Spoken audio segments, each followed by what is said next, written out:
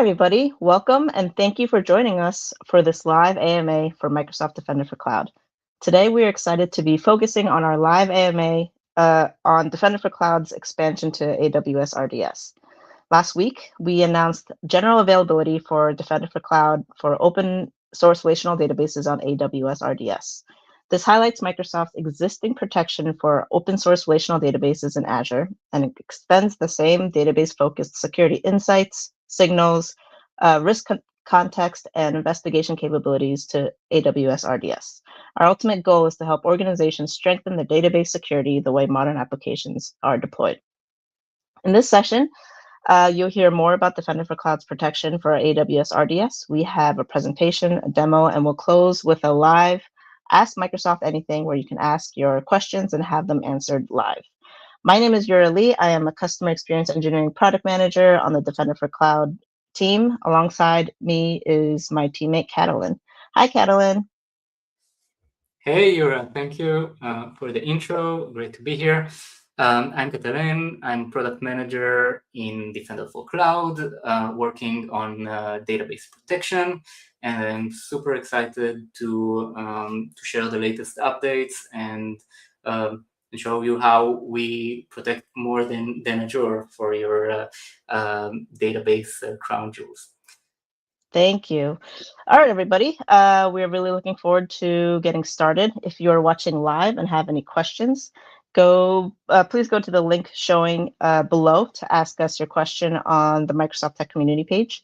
You will need to log in or create an account. Once you are logged in, you can post your question as a comment on the Tech Community page. Now let's get started. Catalin, I'll hand it over to you to kick us off. Great, thank you, Yura. Okay, so let's get started. We'll talk about today about what MDC is as a CNAP and where the database story plugs into that, and then dive into the specifics of the open source relational databases plan, how that extended to AWS, the components that are available within this release, and finish up with a demo and then a Q&A, as Yura mentioned. So, Defender for Cloud is a CNAP. What is a CNAP? A cloud-native application protection platform. What is that? It's a platform that is supposed to enable you to protect your application across its entire life cycle, from code to cloud. So, either if it's detecting vulnerabilities in your Git repositories, in your deployed environment in the cloud, finding misconfigurations that could lead to risk to data, to data theft, compute abuse, etc., and responding to real threats in real time with protection, the various protection plans.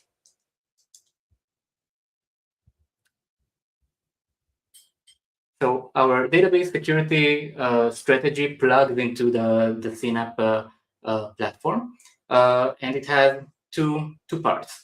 The Start Secure, that looks at your security posture, also known as pre-breach. This is mostly covered by the Defender CSPM plan.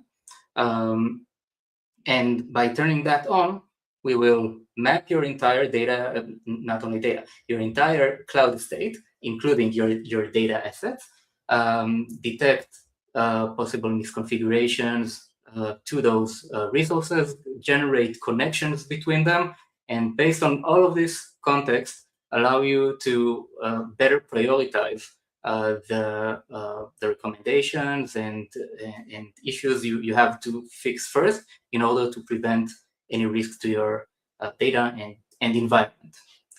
Now, assuming something you missed fixing something, or an attacker got past your defenses, we have the next part, the Stay Secure, the threat protection part, also known as post-breach. That's where the threat, the alerts generation part kicks in, where we notify you of things that are happening right now, a brute force attack, an anomalous connection created to the database. And this allows you to respond to threats in near real time with a very robust environment as part of Defender XDR. So our Defender for Databases portfolio falls into that stay secure bucket. Okay, and as part of Defender for Databases, it's not actually one plan; it's several database protection plans, and you can enable them all together or independently based on your needs. And just to name what we cover, so we have SQL Server protection virtually anywhere, right? On all the paths, the path configurations in Azure, and SQLs running on VMs in Azure and on premises and in multi-cloud. So we've got your SQL Server covered. Other than that, we have protection for Azure Cosmos DB. And then finally, we have the Defender for OSS relational databases in Azure, which was already GA. And we've now expanded that GA to AWS RDS. Okay.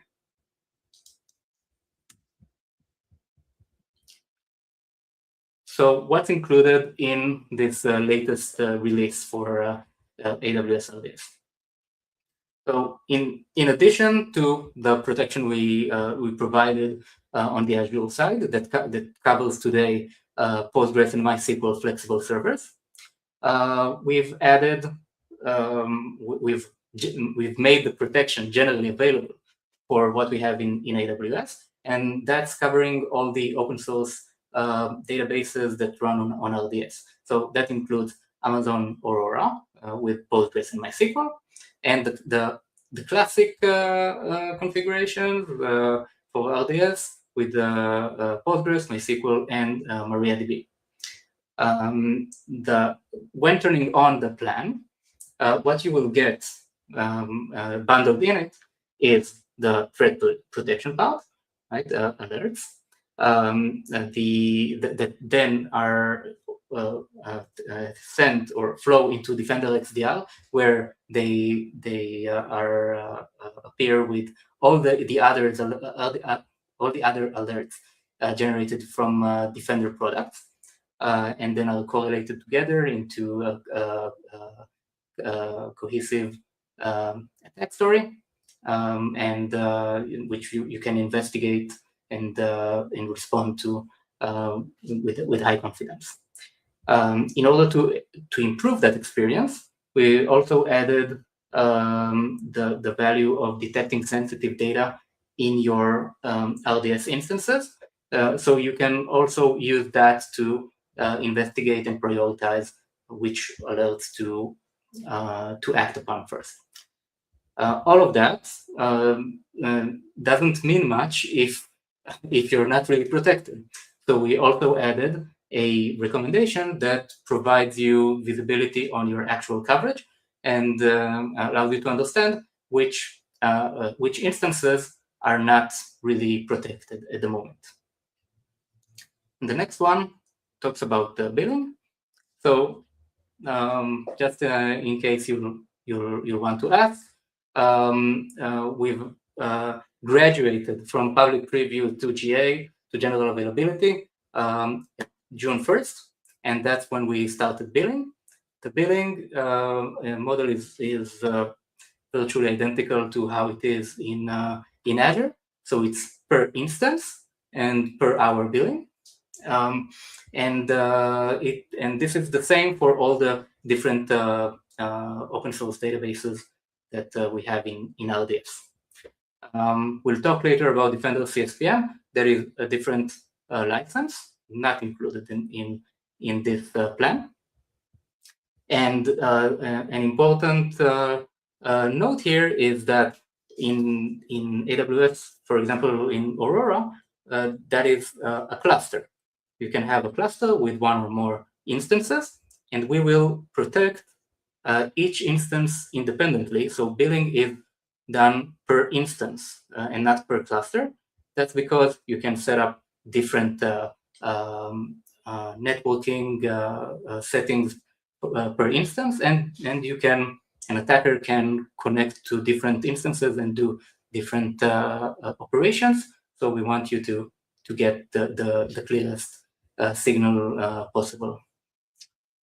In addition, sensitive data discovery is bundled in, complementary, and if you've stopped your instances, they will not be billed. We bill based on value. For costs and prices, go to the pricing page. We will not talk about numbers here. Okay, so we turned on the plan. What do we get? So the core of the plan is the threat protection, the alerts, right? And here for open source relational databases, we get two families of alerts. We have brute force attack detection, right? Someone is trying various usernames, various passwords against a database address they got, right? So the different types of attacks that we highlight are potential brute force attack. Maybe someone is trying to attack the database without a real user. The next one is someone is trying to brute force with a user that we know that is valid, really exists in the database. And the last one is there is a potentially successful brute force. Right, so someone is in your system now. Next, we have access anomalies, where we identify anomalous access patterns based on different dimensions, like a suspicious IP, a data center, a different cloud, different suspicious application. And all of this is done by creating a baseline for your instance's behavior, and then generating alerts if something goes outside of that baseline. Now, important, you see that there is no note here on what this is supported on AWS, this is supported on Azure. We have the same alerts across both environments. So whatever you get in Azure, you get in AWS. It's the same taxonomy, the same alert types, the same alert structure. So it's very easy for you to just start consuming that if you already have something set up for your Azure alerts. Okay, we also talked about the sensitive data discovery add-on. Let's call it an add-on. So this is part of the plan, and this is also part of Defender CSPM. We'll see that in a second. It's a shared value that can be enabled from either one. How that works? We will look for RDS instances. Any instance that has automatic snapshots, we will take the latest automatic snapshot, create a copy of that, and take that manual snapshot, the copy that we did, and copy it to an isolated MDC managed environment.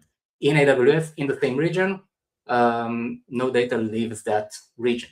Okay, within the isolated environment, we will create a database instance from the snapshot.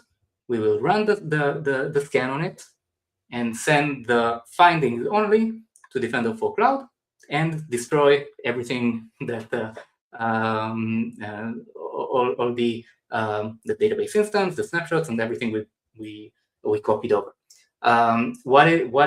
So what do we send? What are those findings? The findings are the information type that we found. So, for example, we found credit card type, information type, and where we found it. So did we in the database X, table Y, and column Z.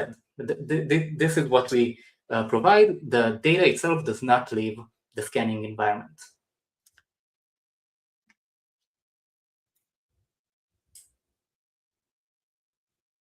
Now, this is an extension of the value. This is where the Synapse story really goes full circle.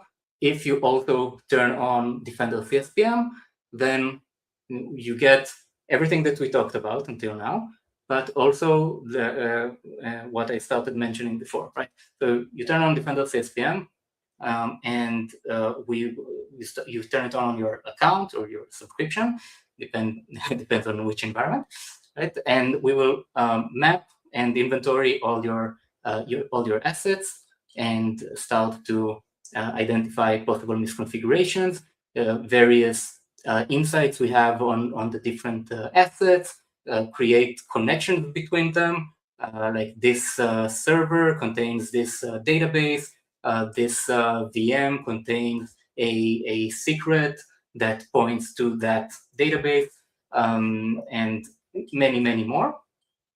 And based on all of this value, and we're talking about value that used to be siloed across the various Defender plans, right? So you get value for VMs, you get value for databases, you get value for containers. So there's a lot of poster across everything that's turned on with one click.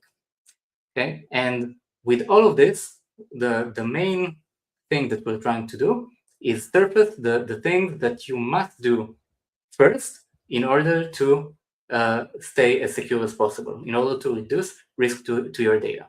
And a nice way to see that is these attack paths that will take all of this data that we write to the security graph and create like a graphic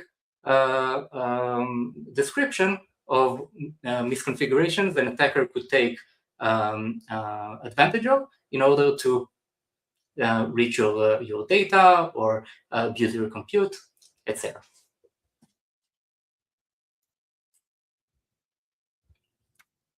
Finally, after you enable things and you think you're protected, we also make sure that you know that you're really protected with this new recommendation that will show you if there are specific instances that don't get the protection value at the moment. Right? In this case, we can see we have an instance that is pending restart. Okay, the recommendation doesn't only tell you that the instance is not protected; it tells you the reason as well.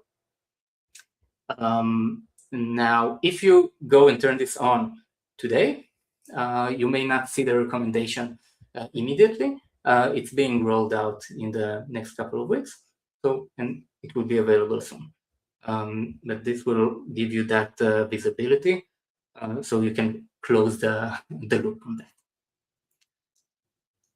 And this is where we go to the demo. So now I'll show you how we turn on the plan, and then we'll look at some alerts that were generated by the plan.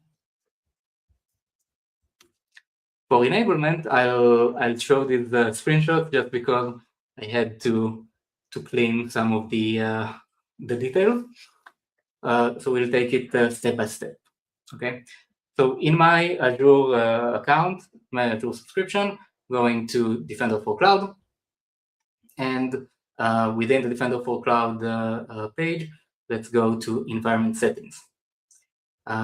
This will open up, and you can see that in my environment, I have Azure subscriptions, I have AWS accounts, and GCP environments connected as well. I will try to, or not try, I will enable now Defender for open source relational databases on my AWS management account, which means that once it's enabled, it will work or it will run on all the accounts under that management account. Right. So once I clicked on the management account, it will tell me that this will apply to all accounts under it. Let's click on yes. And here we will look for the databases plan. Can make sure it's turned on, and just to be sure all is good, let's click on settings.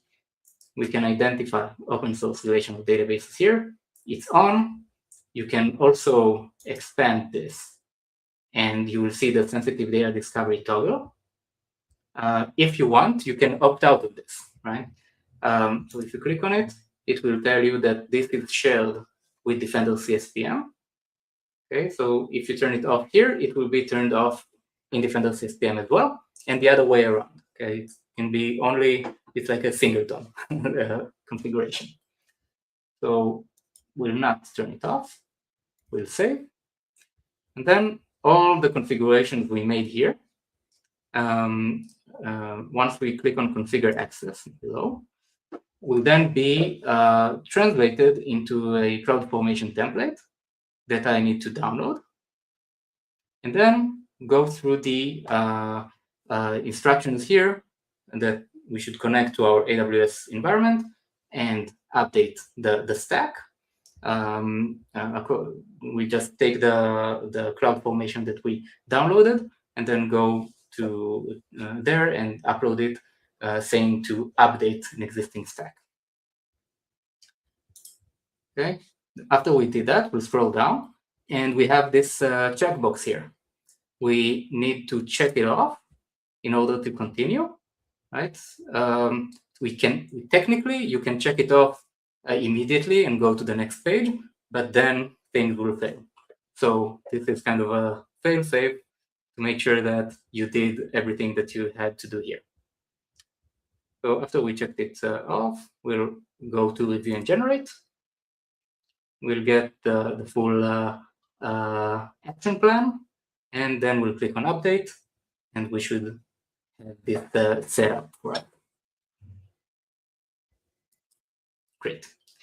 Now, after we did that, we will wait a few hours. Usually, it also takes a bit longer if we turned it on the organizational account.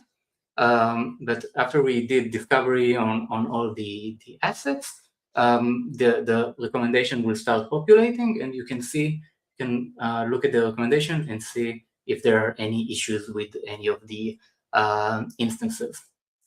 In case you're asking yourself, why does this instance require a lift out, right? So this is interesting because for each instance that we protect, we need to set up some additional logging. And we do that by creating a parameters group or an option group and assigning it to the instance. Now, if there is an available non-default parameter group or option group, we will update it. But if not, we will create a new one and assign it. And in order for it to take effect, a lift out will be required. That's a case where you may think you're protected, but you're not until the restart has been completed. Right. So let's go to the demo. So we've enabled everything. Everything is cool. We see that there's nothing new in the recommendation. We should be golden. And in that case, we will go into the Defender portal or the XDR portal, right, and check if we have new alerts. Go to investigation and response, incidents and alerts, and go to alerts. In our case, I filtered by detection sources and said, show me Defender for Cloud, Defender for Databases. Okay, and we can see a list of suspected brute force attacks. Now, this is a long list of alerts. We can look at one of them, but this long list is not the main experience that is the SOC analyst you will use. So when we look at the singleton alert, we can see the various context, the explanation what happened, the compromised database, the IP from which the attack came, the user that was used to attack it, and more and more. The interesting thing here is actually this note here. It tells you, hey, this is part of an incident. And what is an incident? An incident is a way in which the XDR portal bunches together a few, several alerts that seem to be connected, right? Maybe an attack comes from a specific node to various resources, or the other way around. Many resources attack a specific resource, right? So in this case, we can see, and let's ungroup. You can see that our instance has been attacked from various IPs with various usernames.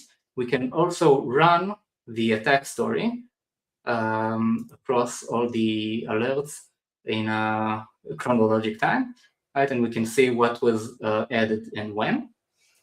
And then we have all the additional details for the incident. So we can see the full list of alerts here, and what were the assets involved. Right, so here we see the users. Here we see the cloud resources, and in this case we had two different cloud databases attacked. One is in Azure, is the Postgres flexible server in Azure, and one is an RDS instance. Right, but we got them also bunched together because they seem to come from the same attack. Now, if we want to investigate further, let's look at our RDS database.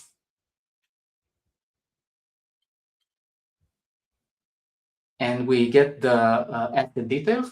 And when we click on Open Asset Page, it will open the asset page for us. And there are several interesting tabs here. So we can see the attack paths tab, which will be populated if you enable Defender CSPM. Right, and here you can see the attack path that was generated. In this case, we have an RDS database that is excessively exposed to the internet. So it basically allows anyone can access it. And it allows basic authentication. So it's more possible to brute force. And it also contains sensitive data. So we can see here that the resource was also identified as a critical asset. This crown identifies it as a critical asset. Right? So here you can go on and continue to explore. What is not dependent specifically on Defender CSPM, and you can get also as part of the Defender for open source databases, is this linked assets page where you'll see the underlying databases we identified under the server, and if we have any issues with them, this will be reported here. And the sensitive data findings are also aggregated per the server, right? And we can look at them, and we can click on it and see what we found per database, right? In this case, we found an IBAN in the column comment text, right? In the table session comments.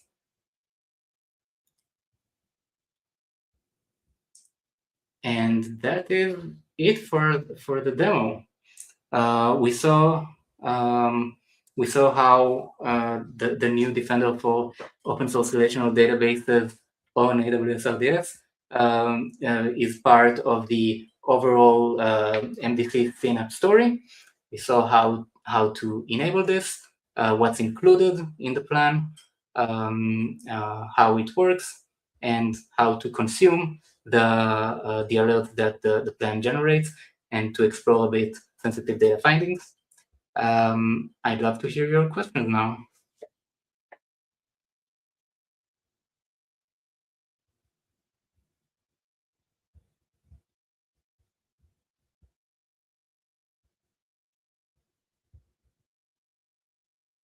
You're on mute. Sorry about that. Thank you, Catalin. That was fantastic. Now let's start the AMA. If you are watching live and have any questions for our team, please go to the link shown below and ask us your questions on the Microsoft Tech community page. You will need to log in or create an account, and you can ask your questions by submitting as a comment on the Microsoft Tech community page. Okay, Catalin, I believe we already have some questions, so let's start with the first one.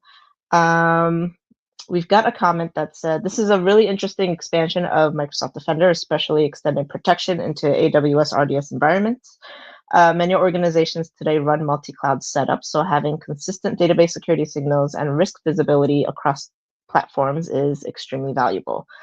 I'm curious how Microsoft plans to handle differences in logging formats and threat detection between Azure and AWS environments, especially for real-time incident response and correlation across services. Okay, great question.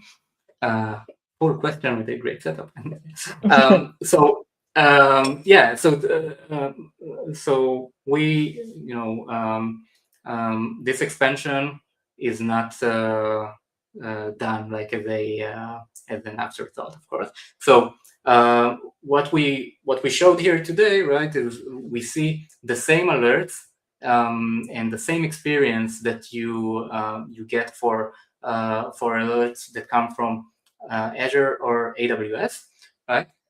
So this is the consumption surface area in the engine, right? In the part where we create the detections. We go and for any engine, right? Either on Azure or on AWS, we will go and do extensive research on how we get the data and how we map it to things we know, right? In this case, we had a working set of detections, and now we've expanded that to a different cloud, but the same database engines. So we look at how we can get the data, the format that we get it, we translate it to the format that we need in order to get the same value, and eventually, from what we see, we get a very nice match in quality between what we have in AWS and we already have in Azure. Fantastic. Thank you for that. The next question is Defender CSPM required for sensitive scanning and threat protection for AWS RDS? Okay. So the exact answer, right, is Defender CSPM is not required for sensitive scanning and threat protection for AWS RDS specifically. Okay, so as part of Defender for open source relational databases on AWS RDS, so you get threat protection and you get that sensitive data discovery part that it can be bundled in that without requiring Defender CSPM. If you didn't turn on Defender CSPM, you won't get all the goodies that we talked about, like attack path, like prioritization of recommendations, or the recommendations that you will not get, right? But what I showed on screen, aside from the attack path, that you will get by turning the Defender for OSS plan only. Yes. Yeah. So that's great. So without Defender CSPM, we'd miss out on a lot of context. Yeah. Which would help. Yeah. Great. The next question. And I'll just add, sorry, that in this case we have sensitive data discovery for RDS, but we also do that for Azure SQL Database. We do that for Azure Storage Accounts, for S3 buckets, and for cloud storage in GCP. And all of the others are included only in Defender CSPM. Right, so make sure you have that in mind. Yes, the plan is critical for a lot of the other workloads as well. Um, Thank you. The next question is how are we doing threat detection without an agent? Mhm. So, good question. So the challenge is really not doing it without an agent because otherwise you would have to kind of find a way to connect to each database and get all the data there. So that adds up a lot of friction. What we're doing now, and I mentioned the setup we're doing in the parameter groups and option groups. Right, so we're turning on specific logging that is done on the control plane level, right, and that can be consumed with API calls, and that is what we base the detections on today. So that requires no agent installation and no credentials to the database. So that allows us to really operate at scale. Fantastic. That's what makes it so powerful.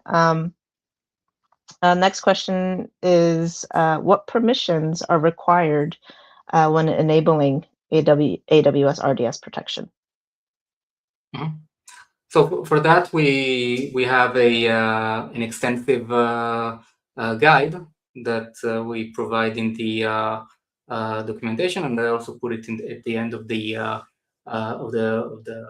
slide deck that really describes everything that you need in order to turn the plan on. Yes. In any case, once you if we recall the enablement phase, when you select the Defender for Open Source Databases plan, a specific principal is created with the required permissions, right? And if you don't turn that on, that principal will not be created. So that cloud formation template is dynamic, right? It will include only the things that are required for the settings that you turn on.